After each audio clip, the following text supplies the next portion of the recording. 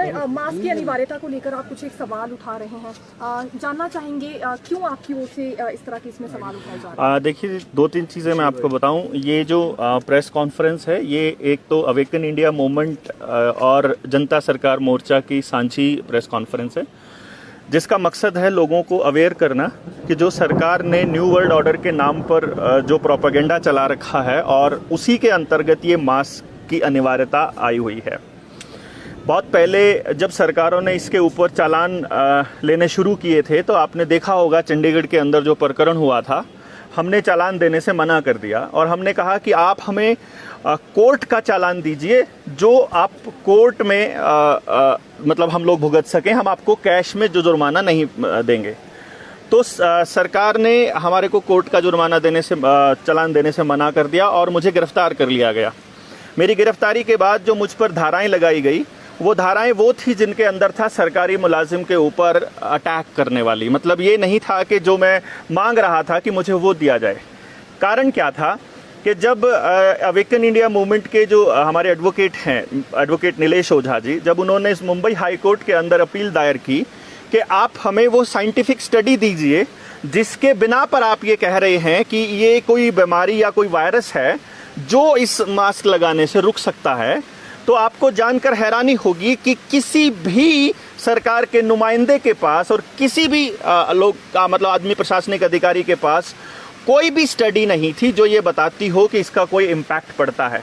उल्टा जो मैंडेट चालू करके जो लोगों से पैसा लिया गया, जो डिजास्टर मैनेजमेंट एक्ट लगाया, उसकी अनिवार्यता को जब ये चेक किया कि आपके डिपार्टमेंट में वो कौन से मीटिंग थी, कौन एक्सपर्ट्स थे और वो मिनट्स ऑफ मीटिंग जो हैं हमारे यहाँ पर जमा कराई जाएं और उसके पूरे दस्तावेज यहाँ दिए जाएं, पेश किए जाएं कोर्ट के अंदर।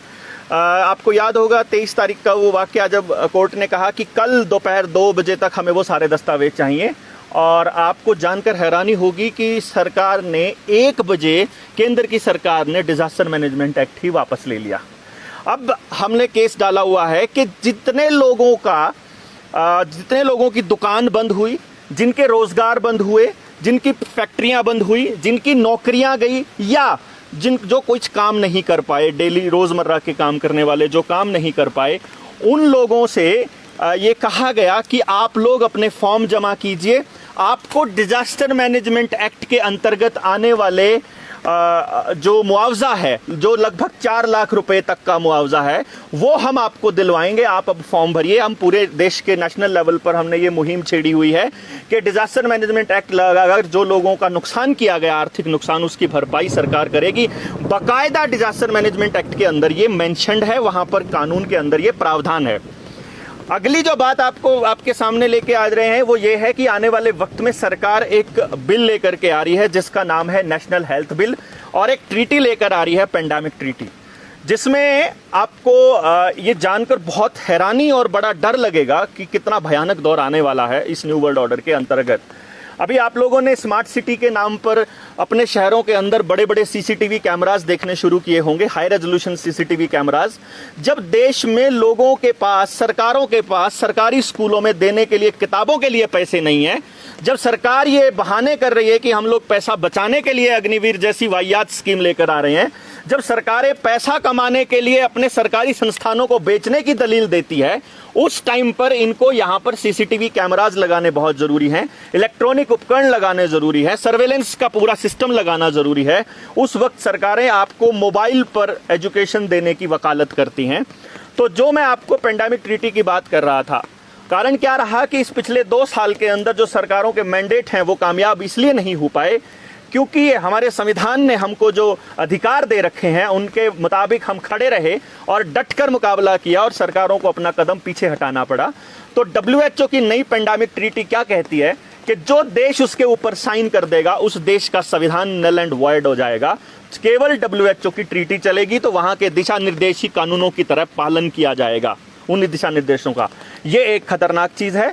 दूसरी चीज जो नेशनल हेल्थ बिल है, अगर उसके प्रोविजंस को आप पढ़ लेंगे तो आपके पैरों के नीचे की जमीन खिसक जाएगी। निडर इंडिया के चैनल के ऊपर मैंने 2-3 वीडियो जिसके ऊपर बनाई हुई है यूट्यूब पे, जिसमें मैंने एक्सप्लेन किया हुआ है कि वो किस तरह से खतरनाक है। मैं आपको 2-3 बातें उसके बारे में बताता हूं।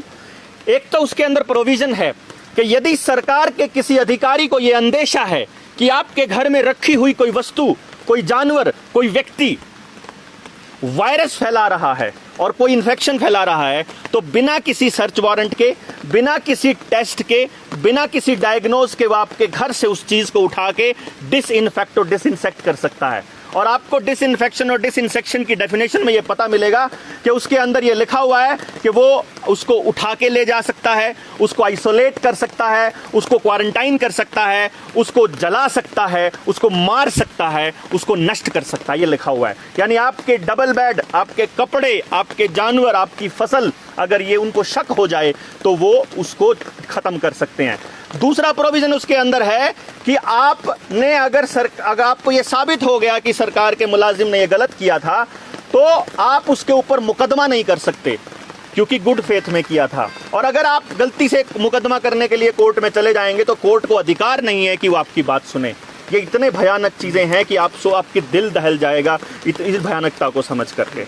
तो मैं आपको ये कहना चाहूँगा कि अभी आपको बहुत ज़्यादा मतलब तल्लीनता के साथ और बड़े डट कर इनका मुकाबला करना होगा और आने वाले वक्त में अपने बच्चों को, अपनी संतानों को गुलाम होने से बचाना होगा। इस न्यू वर्ल्ड ऑर्डर के षड्यंत्र से पार पाना होगा। ना कोई मैंडेट माना जाएगा, ना कोई सर्टिफिकेट दिखाया जाएगा, ना ही किसी भी तरह से हम लोग किसी भी कीमत के पीछे हटने वाले नहीं हैं। 9 अगस्त को हम लोग, आप लोगों को पता होगा, 9 अगस्त को भारत छोड़ो आंदोलन, गांधी जी का जो भारत छोड़ो आंदोलन था, उसकी बरसी मनाई जा रही है। 9 अगस्त को अवेकन इंडिया मूवमेंट की कॉल है और जनता सरकार मोर्चा इसमें उसके साथ है कि हम लोग बिल गेट्स भारत छोड़ो, WHO भारत छोड़ो का नारा देने वाले हैं। आप लोगों को एलोपैथी से हट करके जो हमारे पास ट्रेडिशनल इलाज की पद्धतियां हैं उनको अपनाना होगा और इन एलोपैथी के राक्षसों से पीछा छुड़ा के अपने बच्चों को निरोग बनाना होगा। ये लोग केमिकल डाल के आपको लगातार बीमार कर रहे हैं, बीमार होने के लिए वल्नरेबल बना रहे हैं। इतना ही हम लोग कहना चाहेंगे। हिमाचल की बात करें, जिस तरह से अब यहाँ पर दोबारा से जो अब मास्क पहनना ज़रूरी कर दिया है और मास्क नहीं पहनेंगे चालान किया जाएगा, तो क्या लगता है कि जो सरकारें हैं सिर्फ डरा रही है लोगों? नहीं, आपको गलत फहमी है। यहाँ चालान नहीं होगा, अब चालान ले ही नहीं सकता। जो अधिकारी आपके मास्क के नाम पर चालान लेगा उसको भुगतना पड़ेगा बहुत बुरा दंड। अभी केवल वो सलाह दे रहे हैं, अभी केवल वो ये कह रहे हैं इंश्योर कीजिए हिमाचल में आने के लिए। हम आए हैं, चैलेंज दे रहे हैं, यहाँ माल रोड पे घूमे, ऊपर रिज के ऊपर घूमे, पूरे रास्ते से घूम रहे हैं, कोई अधिकारी आए और हमारा चालान काट करके दिखाए। हम लोग चैलेंज करते हैं सरकार के अधिकारियों को। हमने पूरे जिस टाइम पे हरियाणा में 4 जिलों में उन लोगों ने मैंडेट चालू करना शुरू किया, तो हमने मुख्यमंत्री को चैलेंज करके हम लोग गए कि हम आ रहे हैं, अब इतने बजे इस चौक पर, इतने बजे इस चौक पर आकर के हमारा कोई अधिकारी चालान काट के दिखाओ। आपको जानकर हैरानी होगी कि किसी पुलिस वाले की हिम्मत नहीं थी। और अभी भी अगर लोग बोलेंगे, अपने बच्चों के लिए आवाज उठाएंगे, तो इनकी हिम्मत नहीं है, वाकई में नहीं है। अभी केवल ही आपको डरा रहे हैं, ये देख रहे हैं कि इस देश के लोग और कितने मूर्ख बनाए जा सकते हैं। हिमाचल के लोगों ने क्या अपना जो ज्ञान है, अपना जो बुद्धि है, उसको सड़क पे रख दिया है या घर में बंद कर दिया है, या फिर अभी भी वो जागे हुए हैं? ये आपके जागृत होने का, आपके हिम्मती होने का, आपकी हिम्मत का ये टेस्टिंग है। इसके अलावा ये कुछ भी मैंडेट, इसका कोई मोल नहीं है। अभी आने वाले टाइम में जब तीसरी लेने से मना कर दिया, क्योंकि 2 के जो साइड इफेक्ट आ रहे हैं ना, वो इतने भयानक आ रहे हैं, आप सोच भी नहीं सकते। छोटे छोटे बच्चे जा रहे हैं, पैरालिसिस हो रहे हैं, नपुंसकता के केसेस आ रहे हैं। आप देखेंगे कि बहुत ही बुरा दौर आने वाला है। जो लोग, और लॉन्ग टर्म के क्या इफेक्ट पड़ने वाले हैं, इसके बारे में तो सरकारों ने अभी बताया भी नहीं है लोगों को। अवेकन इंडिया मूवमेंट के स्टेट एडमिन है मधु भाई, और जनता सरकार मोर्चा से मैं देवेंद्र बल्हारा। हम लोगों ने आज अपने लोगों की मीटिंग की थी, जिसका मुख्य उद्देश्य था यहाँ पे अपने लोगों को ये जगाना कि सरकार जो मैंडेट लेकर के आ रही है वो मैंडेट गैर कानूनी भी है, और सरकार के कुछ अधिकारी गलत तरीके से, असंवैधानिक तरीके से ऐसे मैंडेट दे रहे हैं लोगों को जिनका कोई औचित्य नहीं है। पिछले 2 साल से national disaster management act NDMA लगा करके लॉकडाउन लगाया, लोगों को घरों के अंदर कैद किया, और उसके बाद लोगों के ऊपर अनाप शनाप चालान काटने शुरुआत किए। उसमें चालान उन लोगों के खेतों के भी काटे, उनके व्हीकल्स के भी काटे, उनके मुंह पर एक गुलामी का निशान ना लगाने के नाम पे भी काटे। यानी कि इस तरह का माहौल खड़ा कर दिया गया कि खुली हवा में सांस लेने के पैसे लगने लग गए कि आपको अपना मुंह बंद रखना पड़ेगा, और बंद रखने के लिए आपको बताना पड़ेगा कि आप गुलाम हैं। जब एडवोकेट नीलेश ओझा ने मुंबई हाई कोर्ट के अंदर चैलेंज किया सरकार के इन दावों को और इन वादों को, तो उस वक्त कोर्ट ने ये पूछा। और आपको एक बात बता दें, पहले तो कोर्ट इस मामले को लेने से ही मना कर गई थी, और उसके बाद जब नीलेश ओझा ने कहा उस जज को कि ये जो टीके बनाने वाली कंपनी है इसमें तुम्हारा शेयर है इसीलिए तुम नहीं रह रहे हो, तब वो सकपका गया जज, और उसने फिर ये मामला वापस लिया, इस मामले को एंटरटेन किया, और फिर ये मुकदमा चला। इस मुकदमे में सरकार के उस फरमान को भी चैलेंज किया गया जिसमें हर जगह पे वो वैक्सीनेशन का सर्टिफिकेट मांगा गया था। ये भी चैलेंज किया गया कि तुम्हारी कौन सी कमेटी ने निर्णय लिया था, वो मिनट्स ऑफ मीटिंग सबमिट कराओ, कौन एक्सपर्ट थे ये बताने वाले, और वो कौन सी रिसर्च थी जो ये कहती है कि मास्क लगाने से कोई वायरस रुकता है, कोई बीमारी रुकती है। और जब सरकार ये सबमिट कराने में नाकाम हो गई, उस वक्त आनन फानन में आकर के केंद्र सरकार ने नेशनल डिजास्टर मैनेजमेंट एक्ट को ही हटा लिया। अब उसको हटाने के बाद में आपकी जानकारी के लिए बता दें कि अब नीलेश ओझा जी एक रिट फाइल कर रहे हैं जिसके अंदर हम उस कोर्ट के अंदर उन लोगों को मुआवजा दिलाने की बात कर रहे हैं जिन लोगों को इस 2-2.5 साल के करियर इस टाइम के दौरान नुकसान उठाना पड़ा। जैसे कि आपकी दुकान की सेल कम हुई, आपकी दुकान बंद हो गई, आप कर्जदार हुए, आपका खर्चा नहीं चला, आपकी नौकरी चली गई, आपकी फैक्ट्री बंद हो गई, या आपके खर्चे अनाप शनाप बढ़े लॉकडाउन लगाने के कारण, तो आप हमारे साथ आकर के उस पूरे के पूरे मूवमेंट का हिस्सा बन सकते हैं। हिमाचल के लोग मधु भाई से संपर्क कर सकते हैं, अवेकन इंडिया मूवमेंट से संपर्क कर सकते हैं, जनता सरकार मोर्चा से संपर्क कर सकते हैं कि आप लोग वो एप्लीकेशन दायर करना चाहते हैं। और डिजास्टर मैनेजमेंट एक्ट के अंदर बकायदा ये प्रोविजन है कि आपको 4 लाख तक का मुआवजा सरकार को देना पड़ेगा अगर सरकार ने लॉकडाउन लगाया है तो अब सरकार लॉकडाउन लगा नहीं सकती, जुर्माने ले नहीं सकती, तो अनाप शनाप से कोई ऑर्डर निकाल देते हैं। अभी मैं कल का परसों का ऑर्डर देख रहा था हिमाचल सरकार का कि वहां पर ये इनके अधिकारी कहते हैं कि हिमाचल में एंट्री के दौरान आपका मुंह चेक किया जाएगा आपने बंद कर रखा है कि नहीं, और हालांकि फाइन लेने की तो अब इनके अंदर हिम्मत रही नहीं है क्योंकि अब मांग ही नहीं सकते हैं।